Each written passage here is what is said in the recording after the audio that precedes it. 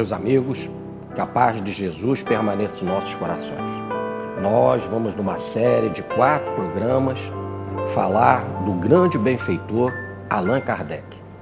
Allan Kardec recebeu não só a missão consoladora de nos trazer a revelação prometida por Jesus, mas naquilo que convencionou-se chamar de Pentateuco kardeciano, há uma obra de grande beleza e profundidade, aquela que foi mais divulgada por todos os tempos de Allan Kardec, que é o Evangelho segundo o Espiritismo, e que, em abril, está completando 150 anos, precisamente o sesquicentenário do Evangelho segundo o Espiritismo. Hoje nós vamos abordar o tema, os bastidores do Evangelho segundo o Espiritismo. O que está por trás? Como Allan Kardec, genialmente, com bom senso, veio escrever o Evangelho segundo o Espiritismo. Vamos desenvolver em 4 programas. Assim, sem mais delonga, vamos dar início. Inicialmente, vamos tratar dos lugares aonde Allan Kardec escreveu o Evangelho. Em isolamento, primeiro na cidadezinha de Santo Andrés, e depois, onde ele bolou o plano da obra, e depois na Villa Seguir, em Paris, onde ele deu continuidade ao seu trabalho. Assim, é lá nesse retiro de Santo Andrés, nas férias, em setembro, agosto e setembro de 1863, que ele começa a sua obra. Dizem os espíritos o seguinte: precisávamos ter-te sob as mãos, livre de qualquer outra preocupação que não fosse a da doutrina.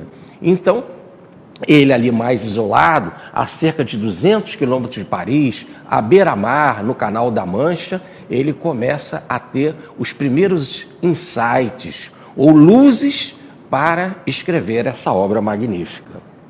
Assim, lá nesse isolamento sagrado, uma obra com a que elaboramos em comum acordo necessitava de um recolhimento, de um isolamento sagrado, é que falam os espíritos para ele.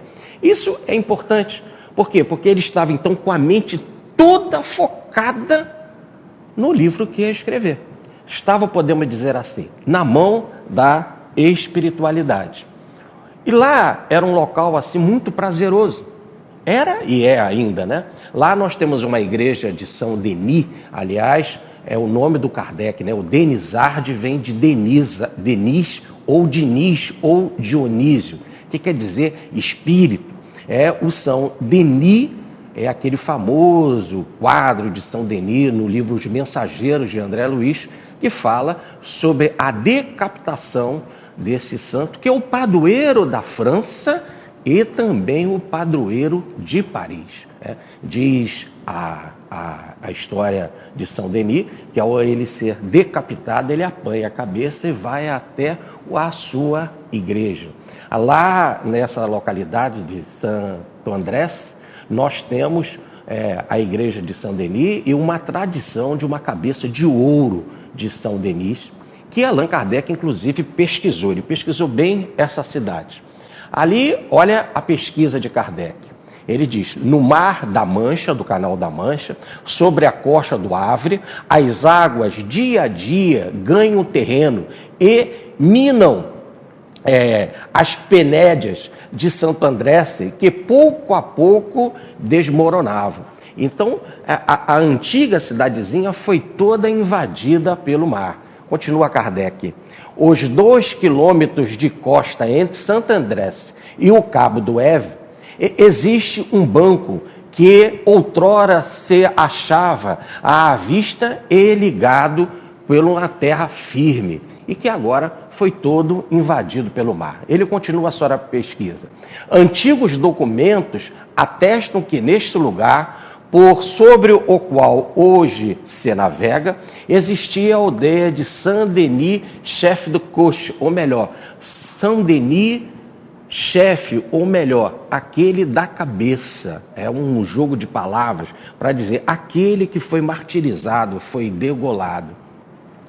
E Tendo o mar invadido no 14º século o terreno, a igreja foi tragada em 1372. E depois, na época de Allan Kardec, no século de Allan Kardec, foi reconstruída ali nas proximidades. Dizem que, com bom tempo, se elevei os restos no fundo do mar.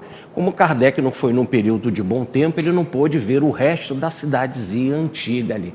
Então ele passeava, ele pesquisava e com a ajuda da espiritualidade veio a escrever o Evangelho segundo o Espiritismo. Ali também, da época de Kardec, foi criada em 1857 uma igreja dedicada a Nossa Senhora. Então é um balneário muito gostoso, à beira do mar, ao mesmo tempo rico em espiritualidade.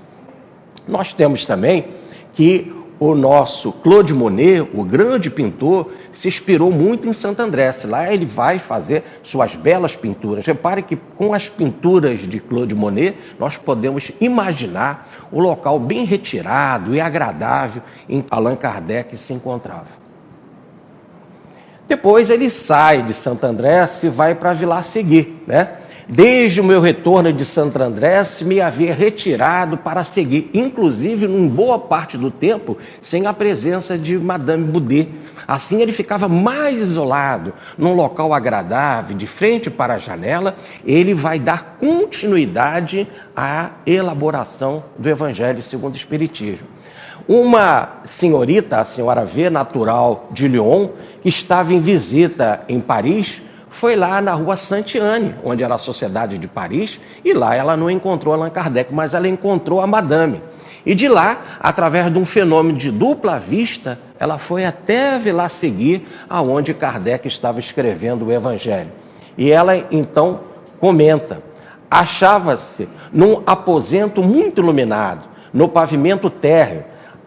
Há ali 3 janelas, por toda parte árvores e flores. Tudo respira calma e tranquilidade. Ele estava sentado próximo a uma janela trabalhando.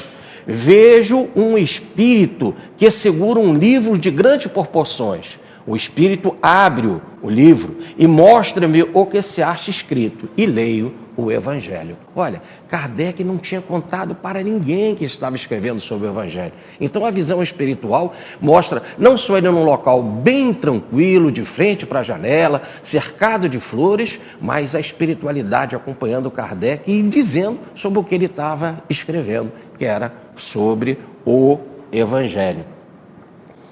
Vamos agora ver qual foi a ideia dele para dar nome à sua obra, né?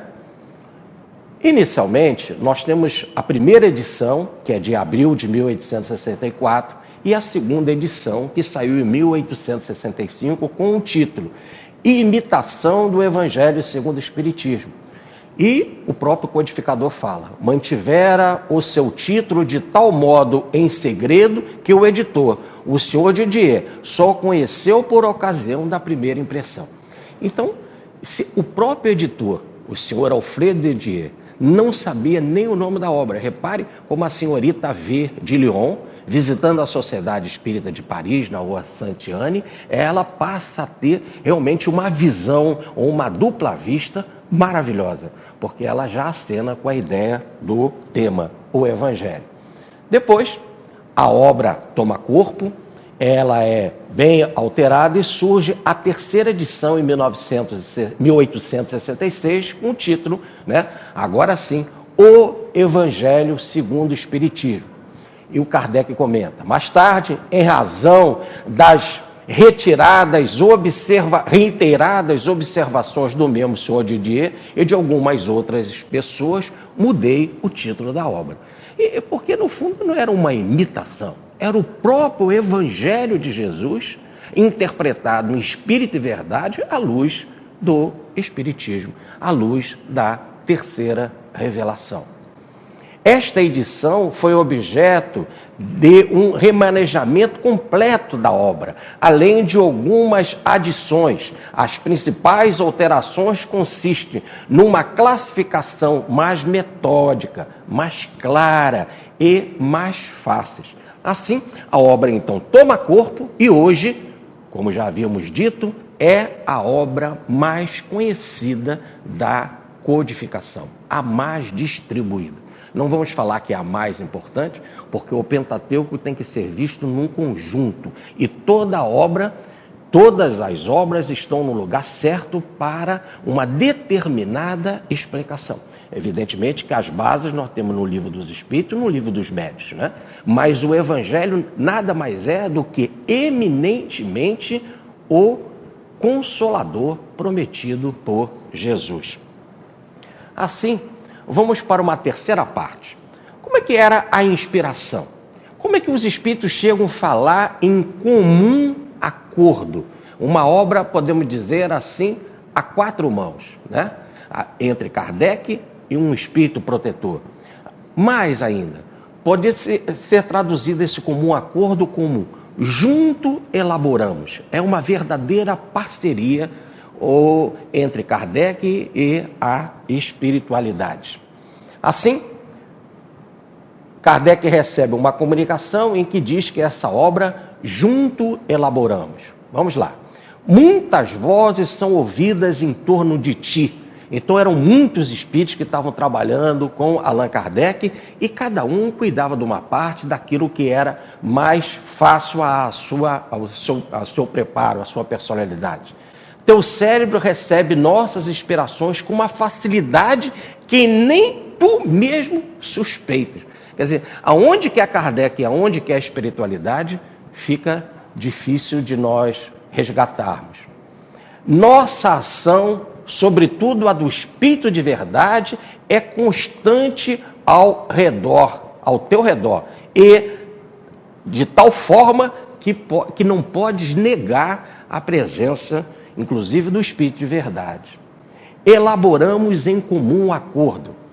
Dr. Bezerra, quando traduz o livro Obras Póstumas, a tradução do Dr. Bezerra é a seguinte: junto elaboramos. Olha a bela interpretação do tradutor, no caso Bezerra de Menezes. Comum acordo é junto elaboramos.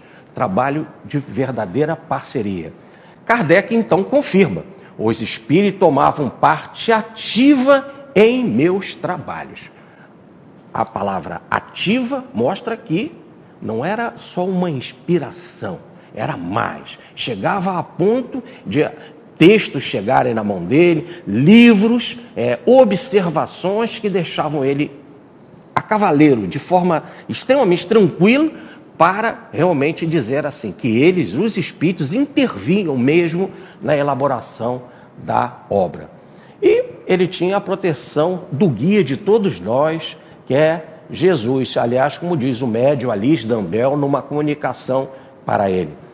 A proteção do teu guia, do guia de todos nós. O auxílio devotado dos espíritos que te são mais fáceis e em cujo número dignaste de me incluir sempre. Conta conosco e principalmente com a grande alma do mestre de todos nós, que te protege de modo muito particular. Assim, nós temos que o mestre Jesus, de forma particular, de forma bem cuidada, estava próximo. Afinal, era um desenvolvimento do próprio Evangelho, trazido por Jesus e escrito pelos chamados apóstolos evangelistas, Mateus, Marcos, Lucas e João. Assim, era uma multidão de espíritos, dizia em uma outra comunicação a senhora vê. Ele está cercado por uma multidão de espíritos que lhe conservam a saúde. Alguns há que parecem muito elevados e o inspiram, mas um deles especialmente parece ser superior aos demais, sendo-lhes objetos de deferência, que no caso era Jesus. Agora, observe que coisa interessante, eles não só inspiravam Kardec, cuidavam da elaboração da obra, mas, em detalhe, cuidavam da saúde do codificador. O desgaste psíquico, emocional, o assédio da espiritualidade inferior era intenso. Afinal, esta obra, o Evangelho, vinha para revolucionar e trazer Jesus de volta ao coração das pessoas. Assim, vamos agora entrar num outro ponto, que é o significado da obra. O que ela significa? Para isso, nós vamos deixar para observar num próximo programa. Continuamos, então, na próxima apresentação, o estudo do Evangelho segundo o Espiritismo e o benefício que Allan Kardec nos trouxe.